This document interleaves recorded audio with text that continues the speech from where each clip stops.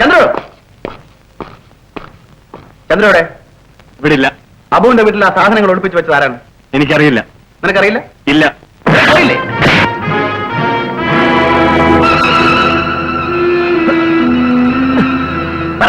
ആരാണ് ഒളിപ്പിച്ച് വെച്ചത്? എനിക്കറിയില്ല.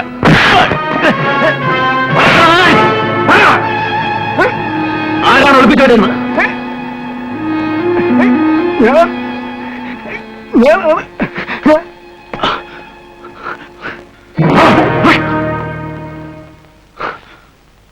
ഇന്നലെ നിങ്ങൾ കസ്റ്റഡിയിലെടുത്ത അബുവിനെ വിട്ടേക്കണം. അബുവിന്റെ വീട്ടിൽ ആ സാധനങ്ങൾ ഒളിപ്പിച്ചു വെച്ചതിനാണ് കരുതി കൂട്ടി ആ പാവത്തെ കൊടുക്കാൻ വേണ്ടി. ശരിയാണോ ചാർലി? പറ. അതെ. എന്തിനു വേണ്ടി? ദാസേട്ടൻ പറഞ്ഞതുകൊണ്ട്. ഞാനോ? അതെ. യു ബ്ലഡി ബ്രോ തനാദാസ്. നിങ്ങളുടെ സ്റ്റേറ്റ്മെന്റ് ഞാൻ സ്വീകരിക്കുന്ന പോലെ തന്നെ ചാർലിയുടെ സ്റ്റേറ്റ്മെന്റ് എനിക്ക് സ്വീകരിച്ചേ പറ്റൂ. പക്ഷെ നിങ്ങൾക്ക് അത് തെളിയിക്കാൻ കഴിയില്ല ഇൻസ്പെക്ടർ, ഒരിക്കലും. കാരണം അത് സത്യമല്ല. തെളിയിക്കാൻ എനിക്ക് കഴിഞ്ഞെങ്കിലോ? അബുവിന്റെ വീട്ടിൽ മാത്രമല്ല, വേറെ എവിടെയൊക്കെ നിങ്ങൾ സാധനങ്ങൾ ഒളിപ്പിച്ചു വെച്ചിട്ടുണ്ടെന്ന് ഞാൻ കാണിച്ചു തരാം. ഇമ്പോസിബിൾ. ചെയ്യാൻ കഴിയുന്ന കാര്യങ്ങളെ ഞാൻ അവകാശപ്പെടാറുള്ളൂ. തുളസി. മിസ്റ്റർ തനാദാസ് പ്ലീസ് വരൂ, നമുക്ക് ഒരുമിച്ച് പോയി നോക്കാം സത്യമേത് അസത്യമേതെന്ന് അപ്പോഴറിയാമല്ലോ.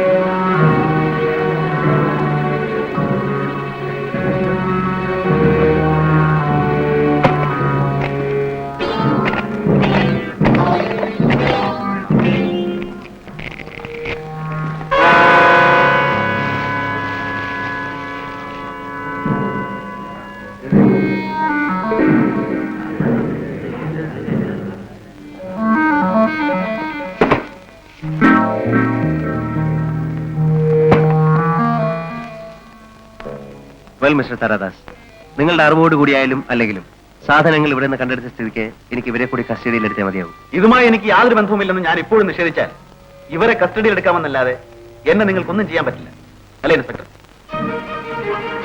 അങ്ങനെ ഞാൻ രക്ഷപ്പെട്ടാൽ ഒരു തെറ്റും ചെയ്യാത്ത ഈ പാവങ്ങളും അബുവും അകത്താവും.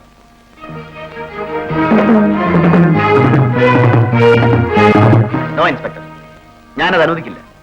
ഞാൻ സമ്മതിക്കുന്നു. അബുവിന്റെ വീട്ടിലും ഇവിടെ ഈ ചായക്കടയിലുമെല്ലാം സാധനങ്ങൾ ഒളിപ്പിച്ചു വെച്ചത് ഞാനാണ്. ഇവർക്കിതിൽ യാതൊരു പങ്കുമില്ല.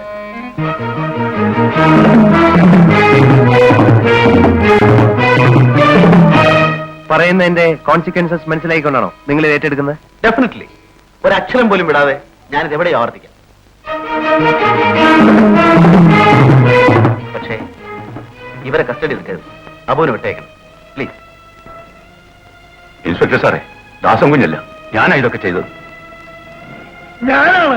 ഇല്ല സർ, ഞാനാണ്. ഞാനാണ് സാർ. ഇല്ല സാർ, ഞാനാണ് സാർ. ഇല്ല സാർ, ഞാനാണ്. ഞാനാണ് സാർ.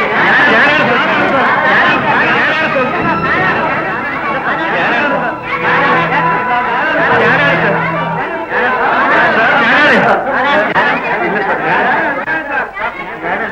നിങ്ങൾ കാണിക്കുന്ന ഈ സ്നേഹം തന്നെ ധാരാളമാണ്. പക്ഷേ നിങ്ങളെ ബലിയാടുകളാക്കി എനിക്ക് രക്ഷപ്പെടണം. ഇൻസ്പെക്ടർ, എന്നെ കസ്റ്റഡിയിലെടുക്കും. മിസ്റ്റർ താരദാസ്, ഞാൻ നിങ്ങളെ ബഹുമാനിക്കുന്നു. ഞാൻ കണ്ടിട്ടുള്ളതിൽ വെച്ച് ഏറ്റവും മാന്യനായ കുറ്റവാളി നിങ്ങളാണ്. അതൊരു കോംപ്ലിമെന്റ് ആയിട്ടാണ് ഉദ്ദേശിക്കുന്നതെങ്കിൽ ആ വാചകത്തിന്റെ ആദ്യ ഭാഗം മാത്രം ഞാൻ സ്വീകരിക്കുന്നു.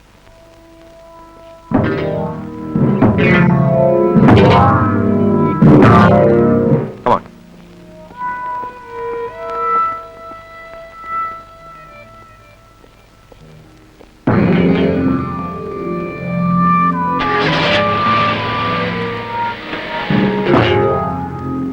ആ ദാസൻ കയറി സ്വയം പിടികൊടുത്തില്ലെങ്കിൽ ഞാൻ പെട്ടുപോയനെ ചത്തു.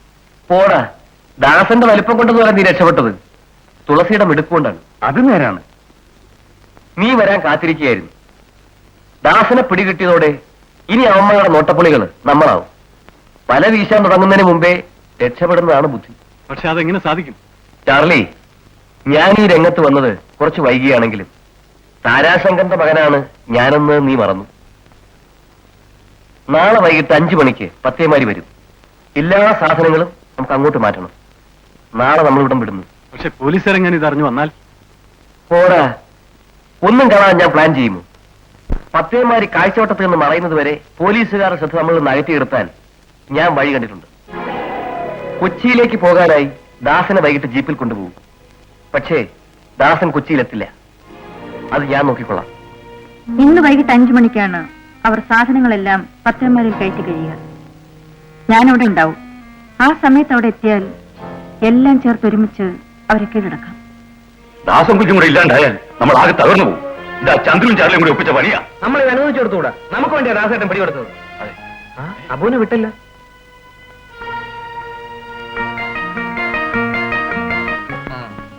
ദാസേട്ടനെ വൈകിട്ട് കൊച്ചിയിലേക്ക് കൊണ്ടുപോകും. ജീപ്പിലാ കൊണ്ടുപോകുന്നത്.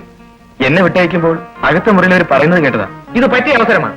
ദാസേട്ടനെ ജീപ്പിൽ കൊണ്ടുപോകുമ്പോ നമുക്ക് എല്ലാവർക്കും കൂടി ആളൊഴിഞ്ഞ സ്ഥലത്ത് വെച്ച് വണ്ടി തടയണം. വണ്ടിയുമായി ഞാനാ നേരത്തെ അവിടെ എത്താം. എങ്ങനെ നമുക്ക് ദാസം കുഞ്ഞിനെ രക്ഷപ്പെടുത്താം? വരൂ.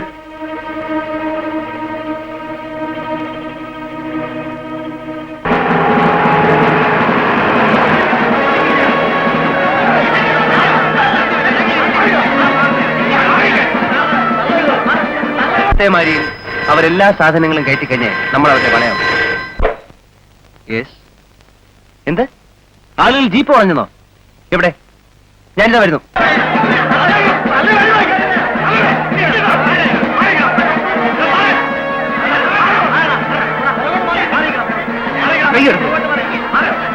എന്ത് അനാവശ്യമാണ്? അനാവശ്യമല്ല ദാസേട്ട. അതും ഇപ്പോ ഒരു വണ്ടിയുമായിട്ട് വരും. ദാസേട്ട എങ്ങനെയെങ്കിലും ചാടി രക്ഷപ്പെടും. ഇല്ലെന്നോ? അയ്യോ, അങ്ങനെയല്ല. ദാസേട്ടൻ രക്ഷപ്പെട്ടേ മതിയാവും. ചന്ദ്രനും ചാർലിയും കൂടി ഇതേവരെ ഉണ്ടാക്കിയ സമ്പാദ്യങ്ങളുമായി ഇന്ന് വൈകുന്നേരം പത്തേമാരിൽ രക്ഷപ്പെടാൻ പോവുകയാണ്. നിങ്ങൾ ആരോട്? ശരിയിൽ ആൾക്കാരിൽ ചിലരാണ് പത്തേമാരിലേക്ക് സാധനം കയറ്റിക്കൊണ്ടിരിക്കുന്നത്.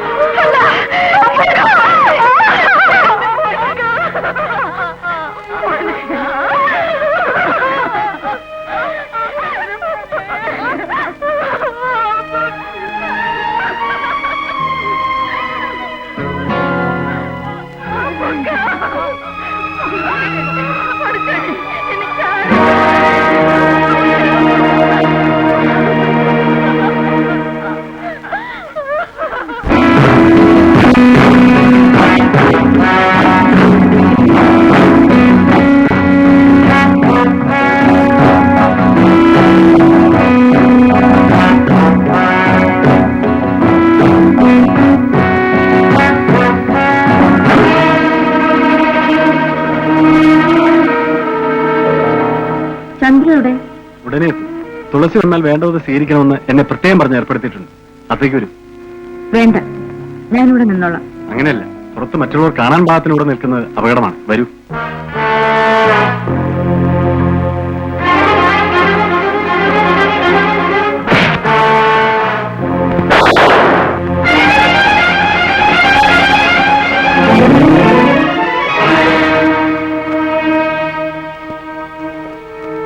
Can I help you?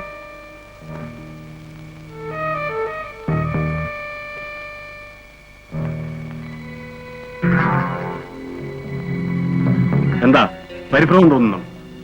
കയ്യിന്ന് വിടൂ. ദാസനെ തോൽപ്പിക്കാൻ വേണ്ടി ഞങ്ങളെ സഹായിച്ചുള്ള പ്രതിഫലം വാങ്ങാൻ വന്നതല്ലേ?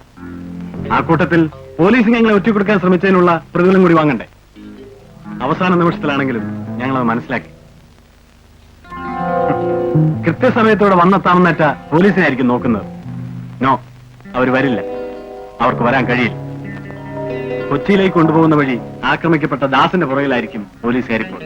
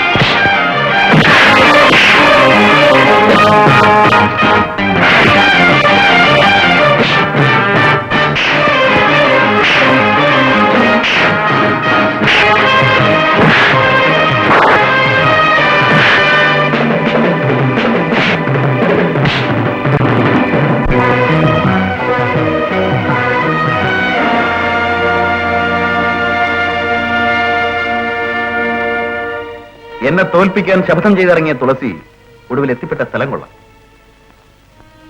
എന്റെ നാശം കാണാനുള്ള ആവേശത്തിൽ തുളസി ഒരു കാര്യം മറന്നുപോയി. തുളസി ഒരു പെണ്ണാണെന്ന്, വെറും പെണ്ണാണെന്ന്.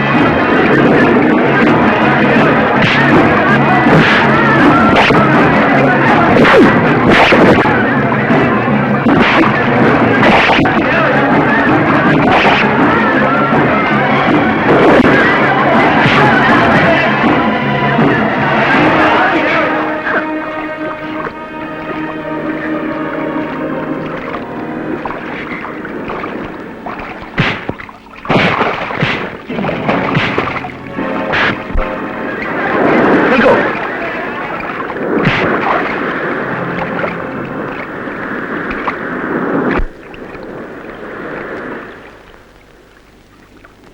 രക്ഷപ്പെടണമെന്നുണ്ടെങ്കിൽ എനിക്കിപ്പോഴും അതാകാം. ഞാനൊന്ന് വിരൽ ഞൊടിച്ചാൽ മതി. ദാ, ഇവർ നിങ്ങളെ പിടിച്ചു കെട്ടി കടലിലെറി. അത്രയ്ക്ക് ഇവരെന്നെ സ്നേഹിക്കുന്നു.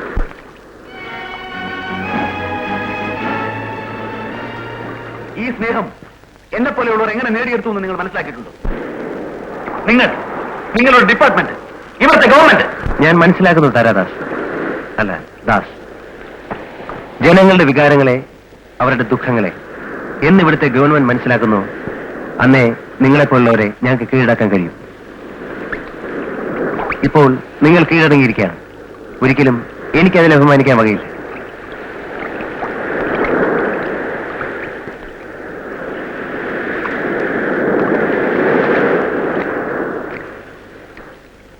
ഞാൻ പോയിട്ട് വരാം. ആരുടെയും വരുതിയിൽ നിൽക്കാതെ സ്വന്തം അധ്വാനം വിട്ട് ജീവിക്കാനുള്ള വക ഞാൻ ഏർപ്പാട് ചെയ്തിട്ടുണ്ട്. ഞാൻ വരട്ടെ.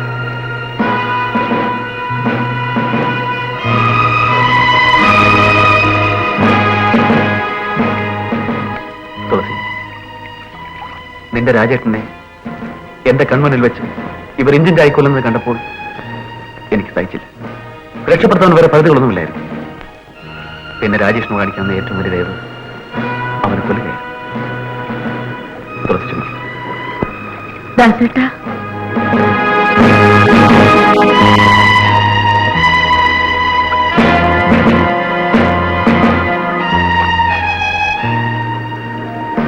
വരൂ.